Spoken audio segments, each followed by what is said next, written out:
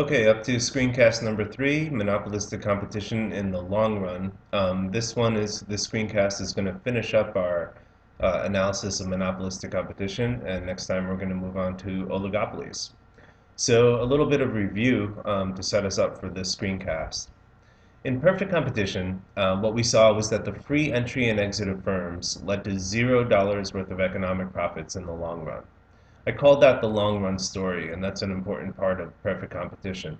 This idea that if firms were making profits, other firms were going to enter the industry and kind of get rid of those profits. And if firms were making losses, in the long run, firms were going to wind up leaving, at least some of them, and those losses would go away, which led to basically zero economic profits in the long run. And we called that long run equilibrium because when firms were making zero economic profits, there was no further reason for firms to enter or leave the industry. And that was a kind of equilibrium. Then we moved on to monopolies, and what we saw that was with monopolies, there really was no long-run story. Remember, there were barriers to entry. That's what caused the monopoly to be a monopoly. That kind of prevented free entry and exit. So if a monopolist was making a profit, there were no firms coming into that industry to squeeze that profit out. Or if the monopolist was making a loss, same kind of deal. There essentially was no long-run story. Well, monopolistic competition is kind of a combination of both. It's a little bit like a monopoly in the sense that it has a differentiated product and some control over the price that it charges. But it's also a little bit like perfect competition in the fact that there's dozens, if not hundreds or thousands of firms, and we have this free entry and exit, where if you're a monopolistic competitor and you're making a profit, you're not protected from competition by barriers to entry. Other firms can come into that industry, free entry and exit. All right, so that has implications in terms of the graph and the long-run story for monopolistic competition. So let's talk about what that long-run story is, and it's going to be kind of similar to perfect competition with some slight differences. So let's start off with the story of a firm that's making profits, a monopolistic competitor that's making profits. Maybe their graph looks like this. Now, even before I show it to you, take a look at this graph and maybe pause the video and see if you can see that this is a firm that's making profits. Okay, I'll show you. Firm making profits. In this graph, here's where MR is equal to MC. That's how it picks its quantity. It draws its reference line. It goes up to the demand curve to choose its price. It finds average total cost and average variable cost at the profit maximizing quantity, and it compares price to both of those things. And again, in this graph, price is greater than average total cost. The side of this rectangle is equal to its profit per unit, multiplied by the quantity it produces, and we get a rectangle of profit. Alright, so this is a monopolistic competitor that's making a profit in the short run. Let's just get rid of those lines and take a look at the graph again. Now, the big difference between monopolistic competitors and monopolies is this idea of free entry and exit. If this was simply a monopoly, it could sit here making this profit forever. It wouldn't have to face any kind of competition. But because it's a monopolistic competitor and because there's free entry and exit, what this firm can expect are new competitors.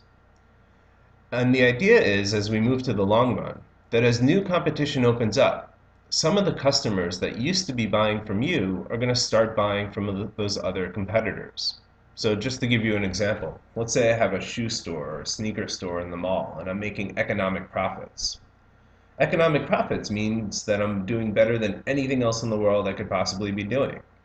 So other people, teachers, lawyers, people in other businesses, are going to say to themselves, hey, I want to make more money than anything else in the world I could possibly be doing. I'm going to open a shoe store in the mall. They're making economic profits. And as those other shoe stores in the mall start opening up, some of the people that used to be buying from you are going to start walking into those other shoe stores. Now, graphically, the implication of that is right here. For you, the demand curve and also the marginal revenue curve, which is a function of the demand curve, is going to shift to the left as those people leave your store and start walking to the other stores.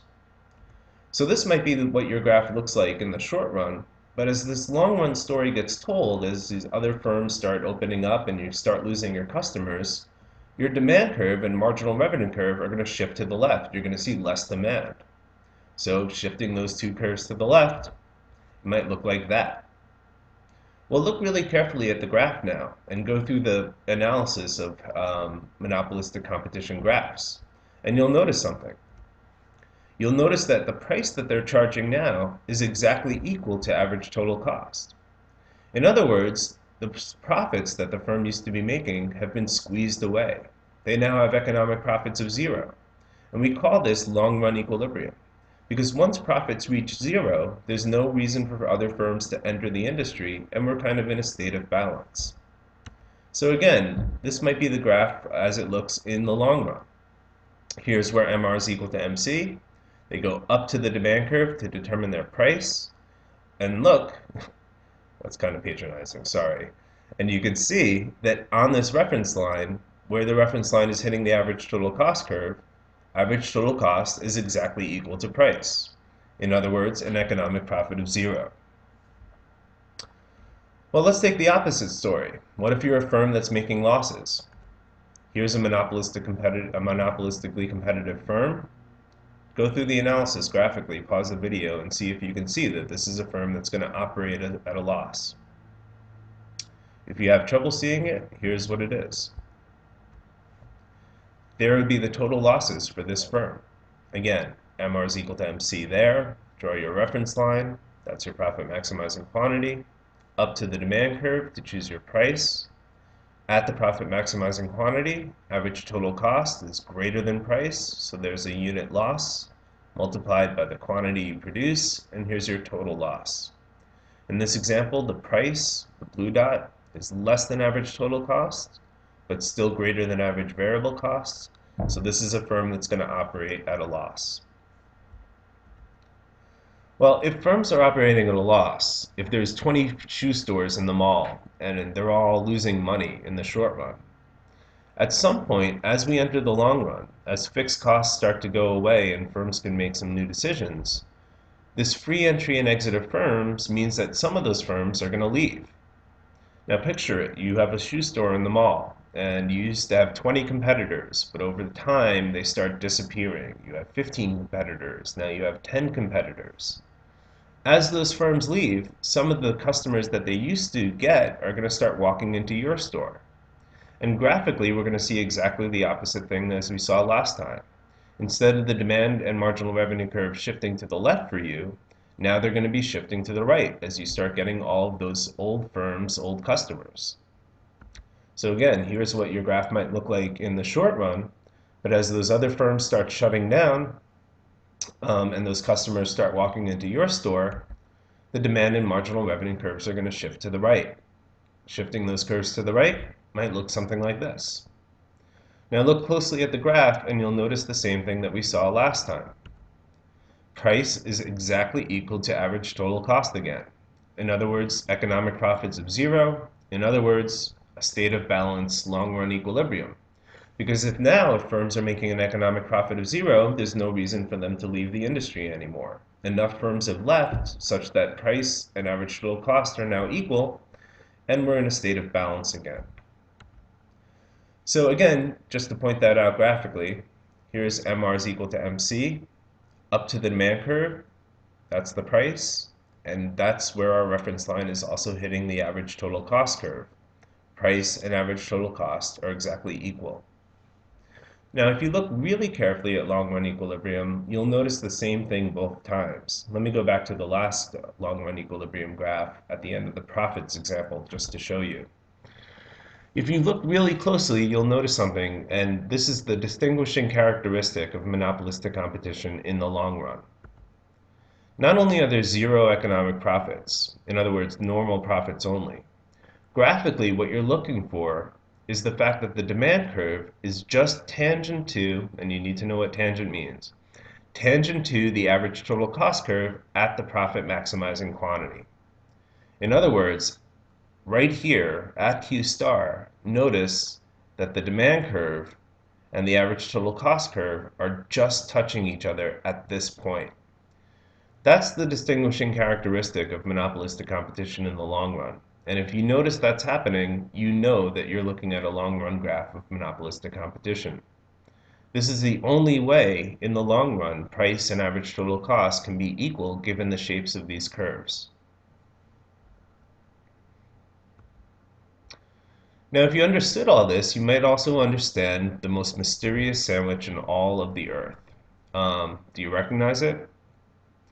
It is the McRib sandwich, and it's sold by McDonald's. And you might have wondered to yourself, what is the deal with the McRib sandwich? The McRib sandwich comes back every 5 years or so. It comes, McDonald's offers it, people love it, and then it goes away. Why does it go away?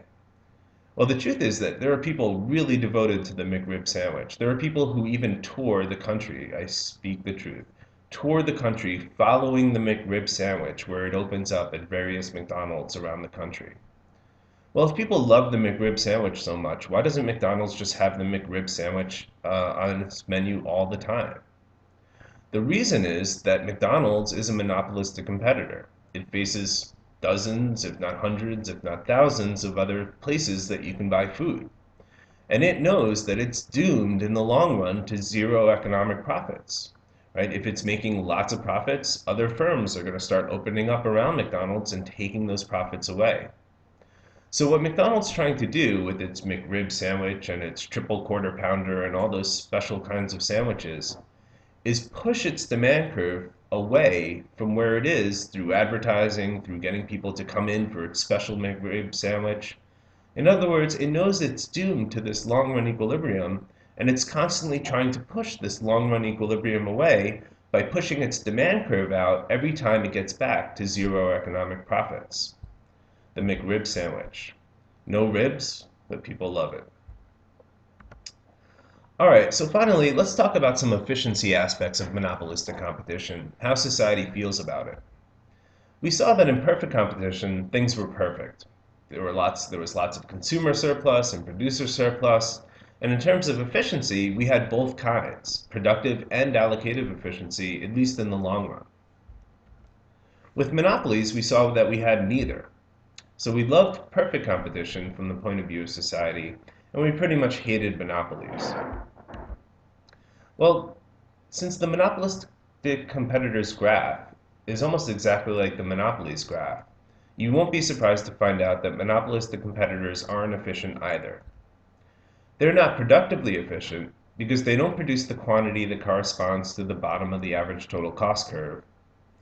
And they're not allocatively efficient because they don't produce the quantity that corresponds to where price, what we're willing to pay for something, and therefore what something's worth to us, is equal to marginal cost, what it costs to produce that good.